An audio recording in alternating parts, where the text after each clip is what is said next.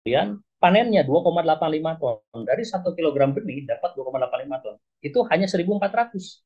Jadi kalau misalkan kita menggunakan benih 10 kilo saja, ya benih 10 kilo saja, ini tembus di atas 20 ton bisa geger di Indonesia. Inilah bukti bahwa produk dan PTBS ini betul-betul dahsyat. Dan saya memastikan dengan kombinasi SOP eco farming yang terbaru yang kombinasi dengan fotosintesa dan SOP best farming semua produk digunakan, produk pertanian PTBS digunakan, ini bisa meningkatkan hasil dan tidak memerlukan lagi pupuk dari luar. Ya, makanya ini alhamdulillah sudah terbukti. Nah, ini ibu yang jauh-jauh dari Papua. Ini salah satu juga Bapak dan Ibu semua untuk apa namanya? Ini di program Diklat Pendidikan dan Pelatihan Usaha Pertanian Terpadu Best Farming. Ini kita adakan bedah sistem reproduksi dan sistem pencernaan. Jadi di sini perjalanan telur dari ovarium, ya, kemudian masuk ke dalam magnum, ke ismus, ke sel gland atau uteri, itu memerlukan waktu 25 jam 15 menit. Kita adakan praktiknya langsung. Jadi jangan berharap satu ayam petelur bisa bertelur sehari semalam bisa dua telur, itu tidak mungkin. Nah, jadi apa hubungannya dengan produk konten PTB? Salah satunya yang saya edukasi adalah eco farming original, bisa dijadikan sebagai feed additive atau probiotik. Nah ini alhamdulillah kita punya ternak observasi ya, telur ayam petelur yang diberikan probiotik eco farming original itu tentunya bisa ya untuk meningkatkan kualitas daripada kuning telur yolk egg ya, supaya kaya akan omega. Omega itu adalah asam lemak yang tidak jenuh ya, tidak akan menyebabkan kolesterol. Kemudian kerabangnya pun keras. Nah, di situ sistem reproduksi pun akan makanya fungsi daripada probiotik ataupun nutrisi apapun saja yang diberikan, intinya adalah kalau kita memberikan itu kepada ternak, ya intinya nanti sistem pencernaan diperbaiki, maka berpengaruh terhadap sistem reproduksi, sistem metabolisme yang lainnya ikut-ikut meningkat juga kemampuannya. Maka di sini kita harus memahami ya. Begitu pula ada kita punya produk Busfarm yang terbaru ya. Nah itu ada jadwalnya tersendiri ya. Biasanya hari Selasa ya di Busfarm Nutrisel ya. Itu berupa nutrisi. Nah kalau yang saya edukasi di sini adalah berupa probiotiknya ya. Nah inilah gambaran Bapak dan Ibu semua nanti yang akan dibahas mengenai materi tentang ya. Jadi semua berhak yang mengikuti program ini menguasai ilmu pertanian terpadu. Yang kalau kuliah tidak mungkin kita dapatkan itu semua. Karena materi itu adalah materi yang memang tidak akan didapat di sekolah manapun. Kalau kita bersekolah agronomi, ya dapatnya agronomi saja. Kalau di sini kita bisa mendapatkan materi-materi ya. Bapak dan Ibu yang baru bergabung, izin perkenalan ya, nama saya padi, jagung, dan lain-lain. Kalau kita kaji, rata-rata mengandung 26 unsur hara yang dipanen di dalam tanah. Sedangkan tanah ini adalah tanaman ini adalah indikator ya, sebagai indikator tanah yang subur. Jadi kalau tanamannya subur berarti tanahnya pun ikut subur. Tanamannya memiliki produktivitas tinggi berarti tanahnya subur. Bagi tanaman ini adalah sebagai indikator. Nah, kebanyakan hanya 3 saja yang dikembalikan berupa NPK, nitrogen, fosfor, dan kalium. Itulah petani konvensional. Maka banyak ya yang namanya kerusakan-kerusakan atau hilangnya sudah hara dalam tanah yang tadinya bisa meningkat hasil secara optimal ketika eh, penanaman berikutnya malah menurun. Nah inilah yang disebut dengan soil nutrient depletion tadi. Kemudian kalau kita pelajari, kita harus belajar terhadap alam. Bapak dan Ibu semua, banyak sekali pertanyaan yang berhubungan dengan kenapa Pak bunga durian saya rontok, saya nanam padi udah optimal, penggunaan pupuk, ya ini pengukuran petani konvensional ya, pupuk NPK anorganiknya, kemudian pestisida, tapi tetap kenapa mesti serang penyakit tanaman. Nah disinilah kita harus mengembalikan bahwa kita harus mempelajari tentang natural agriculture konsep atau konsep pertanian secara alami. Nah ini kita lihat ini bagian daripada ayat ya, ayat-ayat Allah ya yang berupa ayat kauniyah bahwa gunung diciptakan untuk menahan goncangan setiap detik dan setiap menit. Jadikan pasak. Di dalam gunung ada yang hutan-hutan. Nah, hutan-hutan ini untuk siapa? Untuk keberlangsungan hidup manusia di bumi ini dan binatang.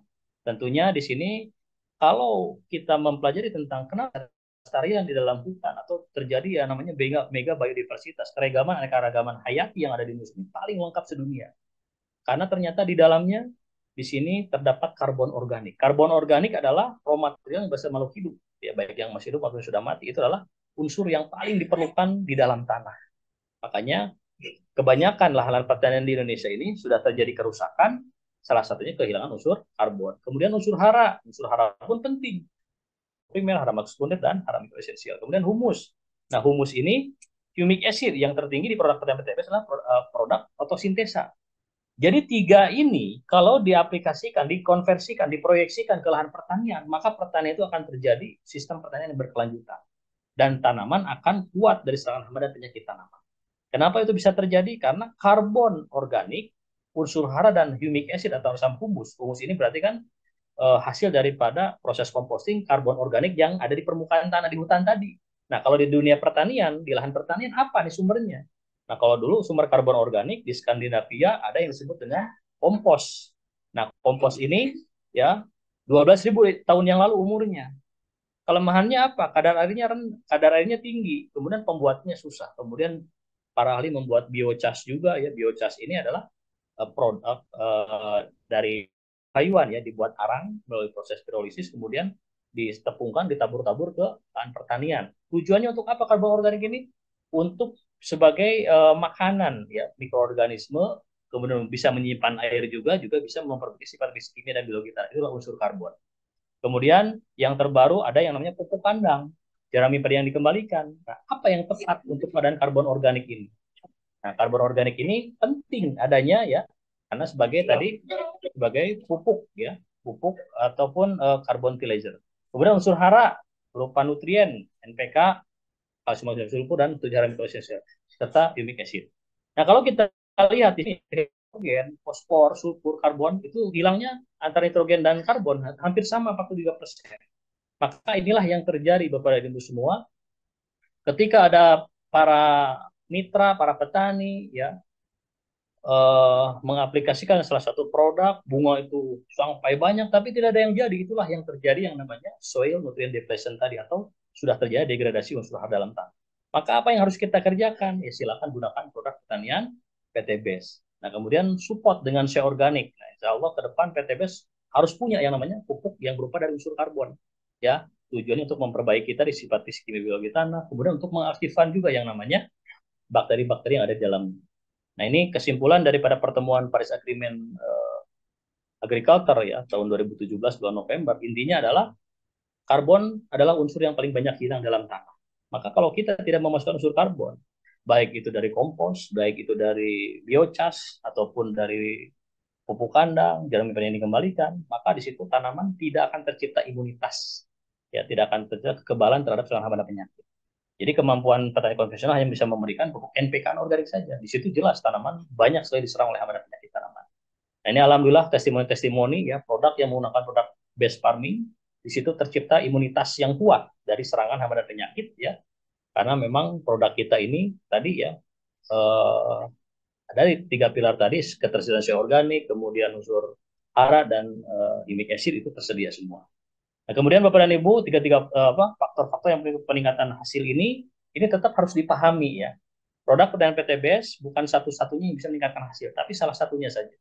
Ada di poin nomor 4 dan nomor 9. Jadi benih dan bibitnya penentu juga, ketersediaan organik juga penentu juga, ya sinar matahari, lama penyiraman, teknologi mikroba, sampai panen pasca panen. Ini yang harus kita pahami ya. Ada 13 faktor-faktor yang bisa menentukan keberhasilan dalam budidaya pertanian. Kemudian Bapak dan Ibu semua, kita punya dua produk farming ini sebetulnya semuanya adalah eco farming namanya ya. Nah, cuman yang identik inilah eco farming, ada dua varian, ada original, ada premium. Nah, eco farming original ya apa bedanya Pak gitu kan? Ini sering saya sampaikan ya. Perbedaan eco farming original dan eco farming premium.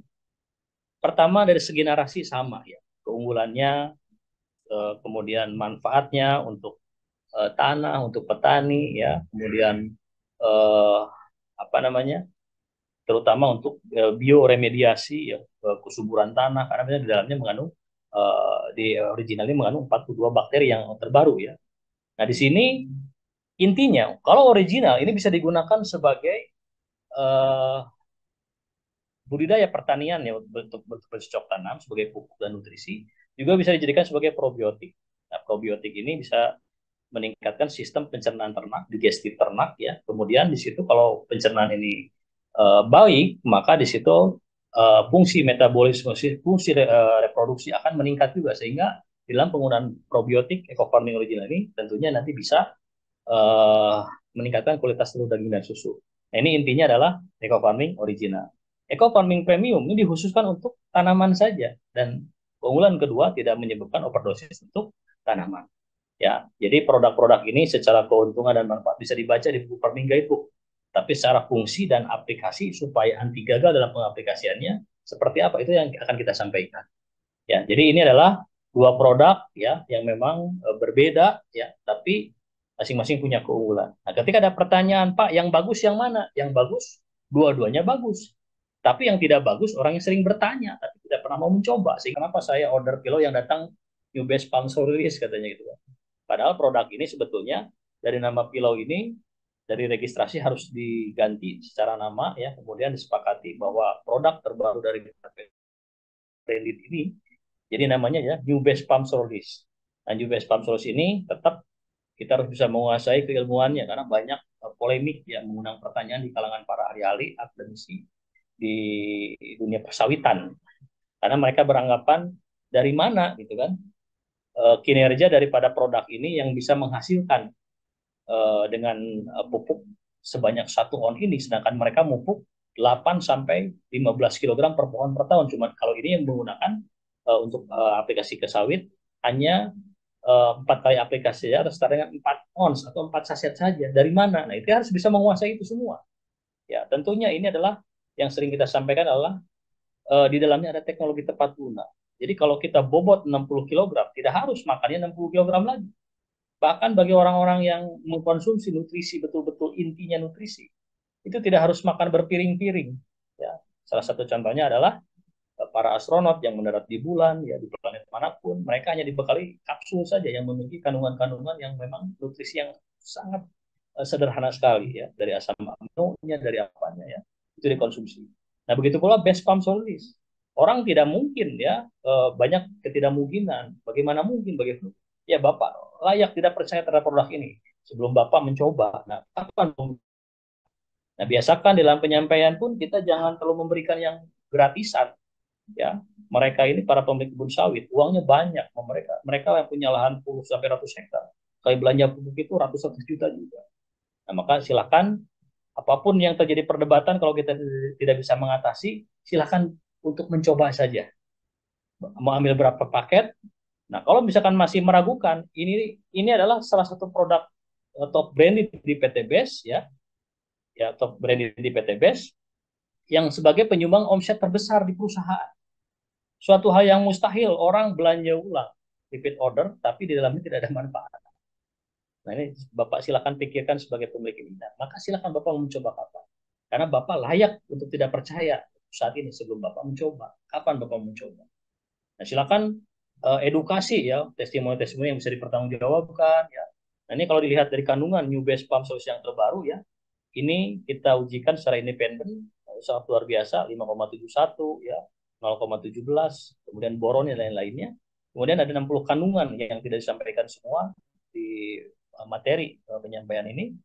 Tujuannya adalah ya tadi ada 60 kandungan ini salah satunya ada humic acid sebagai apa namanya asam humat yang diperlukan karena memang di lahan-lahan pertanian perkebunan terutama yang banyak sekali kimia sintetis yang tidak bisa terurai. Dan di situ salah satunya bisa diurai, bisa dilepas ikatan logam berat. Misalkan unsur ferum di unsur fosforus diikat oleh ferum dan amonium itu dilepas oleh humic acid yang ada pada fotosintesa. Maka di sini SOP terbaru daripada formulator harus dikombinasi antara BSR dan fotosintesa. Ketika ada yang meragukan kandungan NPK yang ada pada BSR ini, ya karena memang ini secara administratif adalah unsur hara mikro, meskipun di sini ada kandungan nitrogen, fosfor, dan kalium juga. Nah, maka di sini harus dikombinasi dengan fotosintesa. Ini wacana awal sebelum masuk ke materi kelapa sawit. Di sini memiliki kandungan nitrogen yang sangat luar biasa, 12,79%. P2O5-nya 7,50, potasium atau K2O-nya 7,56 ya. Kemudian di situ ada unsur bor lainnya dalam satuan ppm. Inilah pupuk ya masa depan Indonesia untuk perkebunan kelapa sawit. Yang pertama, kombinasi New Base Palm Solaris dan fotosintesa ini yang terbaru ya itu bisa meningkatkan produktivitas hasil ya yang ujungnya bisa meningkatkan 15 sampai 50% peningkatan. Nah, kenapa bisa terjadi seperti itu? Karena produk ini adalah produk yang memang di dalamnya ada teknologi tepat guna. Nah, sekarang Bagaimana cara aplikasi SOP terbaru? Ini sudah mulai ada laporan Bapak Ibu semua ya. Beberapa leader yang menggunakan SOP terbaru ini yang direkomendasikan oleh produsen sudah mulai ada repeat order pembelanjaan karena memang edukasi ini 3 bulan yang lalu diaplikasikan. Nah, 3 bulan ini lah panen duit. Nah, maka di sini kita bisa lihat ya, terutama dari keunggulan, dari bukan keunggulan, cara aplikasi. Ketika Bapak dan Ibu ya memprospek pemilik kebun sawit, yang pertama kali ditanyakan, kita bisa sharing-sharing ya, jangan menggurui para pemilik kebun sawit. Mereka sudah jago di dalam segala hal. Tapi sejago-jagonya mereka, termasuk petani konvensional untuk tanaman pantai dan kehutanan, tetap mereka itu punya keluhan. Oke, selama ini keluhan Bapak apa gitu kan. Udah tanyakan saja itu. Harga pupuk melambung tinggi. Meskipun ada informasi sekarang sedang menurun. Kemudian meskipun ada sulit untuk didapatkan. Yang sering menggunakan subsidi sekarang dipermudah cukup KTP saja katanya gitu kan. Ya faktanya kalau di lapang, kalau wacana ya di mana-mana udah ya. Nah, intinya seperti ini. Ketika Bapak di situ ada keluhan, kemudian kita hitung-hitung juga, Pak. Dari keluhan tersebut, siapa tahu kita bisa memberikan solusi. Yang pertama, Bapak menggunakan sarana pertanian pupuk, ya terutama pupuk ya, baik itu majemuk ataupun pupuk tunggal, itu habis berapa per pohon per tahun. Nah, saya mengkaji ini ya, ada tim yang bertemu dengan para pemilik kebun sawit ya, yang menyampaikan 97.000 per pohon per tahun biaya pengadaan pupuk. Ada yang menyampaikan 140 sampai 150.000 penggunaan pembelian pupuk ya, terutama untuk kelapa sawit yang berumur 4 sampai 10 tahun, disebut dengan TM1.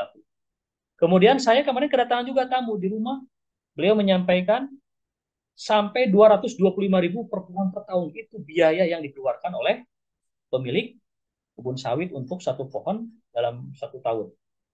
Nah, di sini ada aplikasi rekomendasi penggunaan BSR untuk kelapa sawit, yaitu dengan fotosintesa. Nah, belum apa-apa sudah mulai sampaikan, Pak, berarti itu tambah biaya lagi, tambah biaya, tapi nanti kita bandingkan. Nah, kemudian cara pengaplikasian terbaru dulu ya, nanti kita hitung-hitungan di akhir. Kita buat lubang 20 cm dari pangkal pohon. Nah, ketika polemik munculkan pertanyaan di kalangan para ahli sawit, kenapa kok harus 20 cm dari pangkal pohon? Padahal yang namanya meristem perakaran aktif itu adanya di sekitar piringan. Yang sering dibersihkan itu piringan ya, radius misalkan 2 meter keliling ya. Nah, di situ kita sampaikan bahwa yang namanya morfologi perakaran pada sawit ya, di situ betul ada yang disebut dengan meristem perakaran akar-akar yang muda yang ada di sekitar piringan yang sering tabur-tabur kini sintetis oleh petani konvensional. Kemudian kita pun ada juga yang namanya morfologi akar serabut untuk famili palem-paleman yang memang memutar ke bawah sampai 1,5 meter ke bawah. Nah, yang kita berikan makan itu adalah itu ya, meristem perakaran untuk akar serabut yang ada di bawah pangkal batang. 20 cm dari pangkal pohon, kalau saya mengajarkannya jauh lebih simpel. Kan ada yang pakai paku, ada yang disobek pakai cutter. Kalau saran saya lebih bagusnya sobek, tabur semua, sampahnya simpan di pinggir.